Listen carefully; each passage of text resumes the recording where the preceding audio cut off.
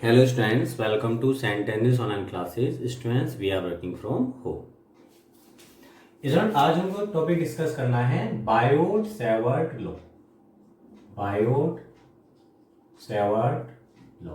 बेटा ये लॉ हमें किसी कंडक्टर के छोटे से टुकड़े की वजह से किसी पॉइंट पर मैग्नेटिक फील्ड का मैग्नीट्यूड क्या होगा, डायरेक्शन क्या होगी, इसके बारे में इंफॉर्मेशन प्रोवाइड करता है। ठीक है, उस छोटे टुकड़े को बेटा हम नाम देते हैं करंट एलिमेंट।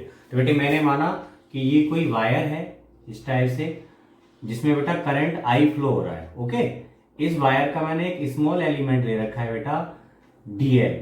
और बेटा ये वेक्टर फॉर्म में लेंगे तो आपको पता है जिधर करंट उधर को डीएल ले देते, बेटा ये हमारा डीएल वेक्टर है ऊपर की तरफ। ओके बेटा, अब इस करंट एलिमेंट से आर वेक्टर पोजीशन पर एक बेटा पॉइंट है पी, जिस पॉइंट पर मुझे magnetic field DB find out करना है।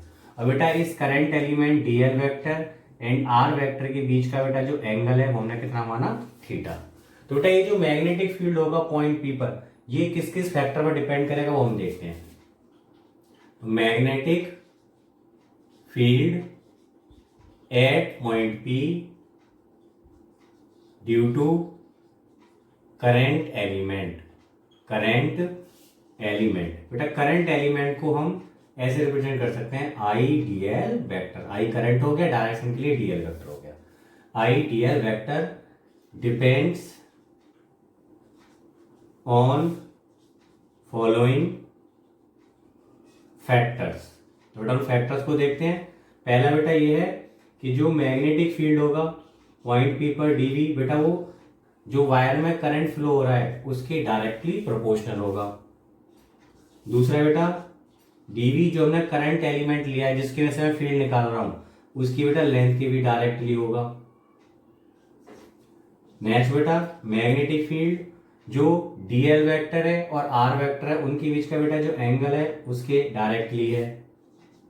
नेक्स्ट बेटा जो डीवी होगा वो बेटा डायरेक्टली प्रोपोर्शनल होगा जो डिस्टेंस है करंट एलिमेंट से पॉइंट की उसके स्क्वायर के बेटा ये इनवर्सली होगा और 1/r² के डायरेक्टली। क्लियर हुआ? तो डीवी आर स्क्वायर के बेटा इनवर्सली है और 1/r² के डायरेक्टली प्रोपोर्शनल। बेटा मैं सभी को एक साथ कंबाइन कर रहा हूं तो डीवी बेटा प्रोपोर्शनल आया I DL sine theta upon R square. बेटा यहाँ पे हमें प्रोपोर्शनलिटी के साइन को हटाने के लिए बेटा एक कांस्टेंट लगाना पड़ेगा जो होता है mu naught upon 4 pi I DL sine theta upon R square. बेटा इसी को हम क्या बोलते हैं, बायोट सेवर्ट लॉ। तो ये है हमारा Biot Savart law. Biot Savart law. Okay students, अब यहाँ पे हम बात करते हैं थीटा की। तो बेटा यहाँ पे जो थीटा है here theta is angle between DL vector and R vector. Okay बेटा, और जो म्यू नॉट है बेटा म्यू नॉट जो होगा इसकी वैल्यू होती है 4 पाई इंटू 10⁻⁻⁷। यूनिट की बात करते हैं बेटा, मैं म्यू नॉट की यूनिट निकालना चाह रहा हूं तो देखो इधर तो कौन है, मैग्नेटिक फील्ड के लिए टेस्ला। 4 पाई तो जस्ट हमारा कांस्टेंट है बेटा। यहाँ पे डीएल के लिए मीटर, नीचे आर स्क्वायर, तो मीटर से मीटर कट जाएगा तो बेटा मीटर बचेगा नीचे, वो इंटू में आ जाएगा टेस्ला मीटर। और बेटा आई का एम्पियर बन गया वो नीचे आ गया।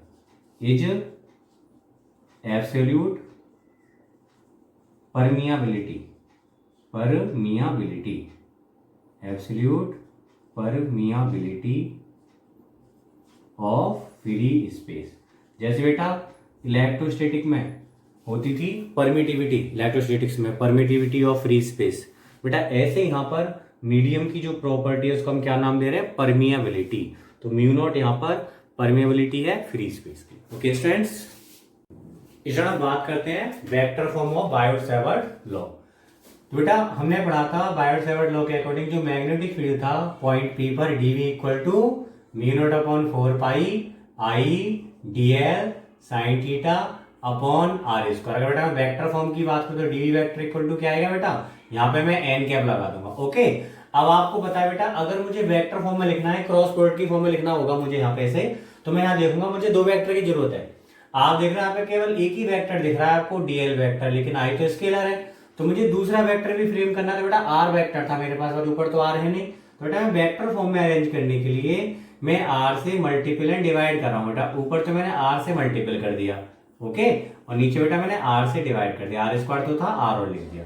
क्लियर है यहाँ तक? तो बेटा यहाँ से हमने देखा me not upon 4 pi I. अब बेटा DL R sine theta N cap, इसको अगर मैं पूरे को एक साथ मिला के बोलूँ तो ये क्रॉस बन गया कि नहीं, A B sine theta N cap. तो बेटा पूरा क्या हो जाएगा ये DL vector cross R vector upon में आर का क्यूब। तो बेटा ये वेक्टर फॉर्म होगी बायोट-सेवर्ट लॉ की, इसको हमें याद रखना। ओके स्टूडेंट्स, अगर हम डायरेक्शन की बात करें तो डीवी वेक्टर आपको पता है डीएल क्रॉस आर की फॉर्म में आ रहा है। तो बेटा इस मैग्नेटिक फील्ड की डायरेक्शन डीएल के और आर के प्लेन के परपेंडिकुलर होगी। तो हम कह सकते हैं direction of DV vector will be perpendicular to plane of DL vector and R vector. आगे it is decided by right hand rule. बेटा इसको हम किससे फाइंड आउट करेंगे, राइट हैंड रूल से। इसको बेटा समझते हैं, आपको बताया था कि बेटा अगर हम पहले वेक्टर से दूसरे वेक्टर की तरफ अपने राइट हैंड के फिंगर को ट्विस्ट करते हैं थ्रू स्मॉलर एंगल, तो बेटा जो स्ट्रेस थंब था क्या बताता था, क्रॉस प्रोडक्ट की डायरेक्शन को। तो आपको पता है क्रॉस प्रोडक्ट की डायरेक्शन में कौन है यहाँ पे, डीवी वेक्टर। देखो ध्यान से, अगर बेटा मैंने करंट एलिमेंट माना, करंट को मैं ऊपर मान रहा हूँ, ये एलिमेंट था हमारा, तो ऊपर की तरफ होगा डीएल वेक्टर। और बेटा यहाँ पे कोई पॉइंट है ऐसे, ये हमारा आर वेक्टर है। मैं इस पॉइंट पे बेटा मैग्नेटिक फील्ड निकालना चाह रहा हूँ, तो बताओ डीएल ये रहा बेटा, आर ये रहा, तो आप डीएल से फिंगर को आर की तरफ ट्विस्ट करोगे कि नहीं, ऐसे लेके जाओगे, तो थंब कहाँ है, अंदर। तो बेटा यहाँ पे जो मैग्नेटिक फील्ड होगा डीवी वेक्टर बेटा कहाँ होगा, इस वाले पॉइंट पर। मैं पी को हटा दे रहा हूँ, डायरेक्ट समझ जाना। तो इस पॉइंट पर मैग्नेटिक फील्ड बेटा डीवी वेक्टर इनवर्ड होगा। वही देखो, अगर बेटा करंट ऐसे जा रहा होता, करंट माना नीचे की तरफ जा रहा होता, तो बेटा अब की बार करंट एलिमेंट ऐसे होता डीएल वेक्टर। ओके, तो आपने कोई पॉइंट चूज करा, यहाँ पे कोई पॉइंट है बेटा, ये आर वेक्टर है। अब जाओ आप डीएल से, आप तो बेटा की बार डीएल कहाँ है, नीचे की तरफ है। डीएल से आप आर घूमो, ऐसे घूमोगे ना, तो थंब कहाँ है बेटा, आउटवर्ड है। बेटा यहाँ पे जो मैग्नेटिक फील्ड होगा वो आउटवर्ड डायरेक्शन में होगा। ओके स्टूडेंट्स, बेटा एनसीईआरटी का एग्जांपल 4.5 डिस्कस करते हैं। बेटा इस एग्जांपल में कहा है an element delta L vector, बेटा उसकी लेंथ दे रखी है ना, डेल्टा एल वेक्टर बेटा वो दिया है यहाँ पर डेल्टा एक्स आई कैप, और डेल्टा एक्स की बेटा वैल्यू बता रखी है मैं 1 सेंटीमीटर।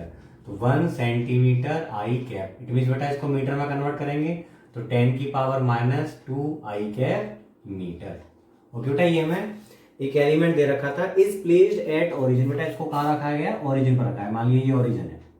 अब बेटा आपको दिख रहा है आई कैप से इसकी डायरेक्शन क्या है, एक्स, तो बेटा ये एक्स एक्स के अलोंग था।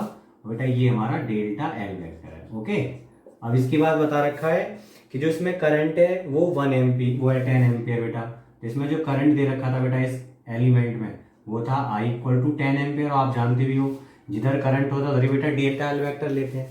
अब ये कह रहा है what is the magnetic field on the Y axis. बेटा मैं बाई एक्सिस पर मैग्नेटिक फील्ड निकालना है, ये बाई एक्सिस है बेटा, मुझे बाई एक्सिस पर मैग्नेटिक फील्ड फाइंड आउट करना है। तो यहाँ पे इसने बोला है what is the magnetic field at Y axis at a distance of 0.5 metre. बेटा कितनी डिस्टेंस पर, 0.5 मीटर की डिस्टेंस पर ओरिजिन से, तो 0.5 मीटर बेटा ये डिस्टेंस आ रहा है। ठीक है, अगर मैं वेक्टर बोलूं तो याद करो, आप हमेशा जो पॉइंट की पोजीशन लेते थे बेटा हम किसके रेस्पेक्ट में लेते थे, करंट एलिमेंट। तो करंट एलिमेंट के रेस्पेक्ट में जो पोजीशन है बेटा वो ये आर है ना, इसी को हम क्या बोलते थे, आर वेक्टर। बेटा देखो कितना है मैग्नीट्यूड इसका, अगर मैं आर वेक्टर की बात करूं तो मैग्नीट्यूड क्या था बेटा इसका 0.5, और डायरेक्शन कौन सी है, बाई। बाई के लिए क्या आएगा बेटा यहाँ पे जी कैप आएगा। ठीक है, तो डेल्टा एल वेक्टर हो गया 10 की पावर -2 आई कैप, और बेटा हमारा जो आर वेक्टर होगा करंट एलिमेंट के रेस्पेक्ट में पॉइंट की पोजीशन बेटा वो होगी 0.5 जे कैप मीटर। बेटा आप जानते थे एंगल किसके बीच में होता था, delta L vector and R vector के बीच एंगल। बेटा यहाँ पे अगर हम एंगल को देखें तो कितना है, थीटा = 90। ठीक है बेटा, तो मैं यहाँ पे दो मेथड से करके दिखा रहा हूँ। पहला फर्स्ट मेथड है डायरेक्ट, बेटा हम वेक्टर फॉर्म से जा रहे हैं। बेटा आप जानते थे जो मैग्नेटिक फील्ड होता था μ0/4 पाई आई डी एल, यहाँ पे मैं डेल्टा एल बोल रहा हूँ उसे, delta L vector cross R vector upon R का क्यूब। बेटा ये वेक्टर फॉर्म थी। ओके, तो μ0/4 पाई बेटा कितना हो जाएगा 10 की पावर -7। क्यों, क्योंकि μ0 क्या था 4 पाई × 10 की पावर -7 अभी बताया है मैंने, तो 4 पाई से 4 पाई कट गया तो 10⁻⁻7 बचेगा। इसको डायरेक्ट हम याद रख लेंगे। बेटा आई की वैल्यू जो करंट दिया है हमें 10 एम्पियर है।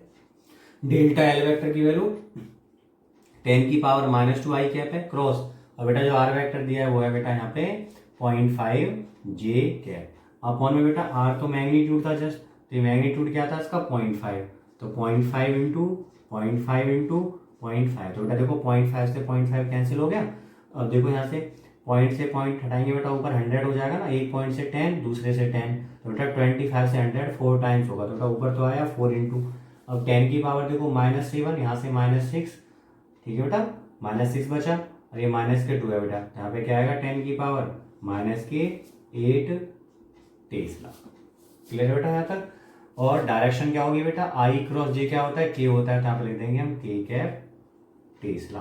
तो बेटा यहाँ पे जो मैग्नीट्यूड हुआ मैग्नेटिक फील्ड का वो तो बेटा इतना हुआ, और डायरेक्शन के कैप है। So magnetic field is of 4 into 10⁻⁻8 Tesla along कौन सी डायरेक्शन होगी बेटा, के कैप का मतलब plus Z direction, plus Z direction. अब बेटा इसका देखो सेकंड मेथड हम कर सकते हैं।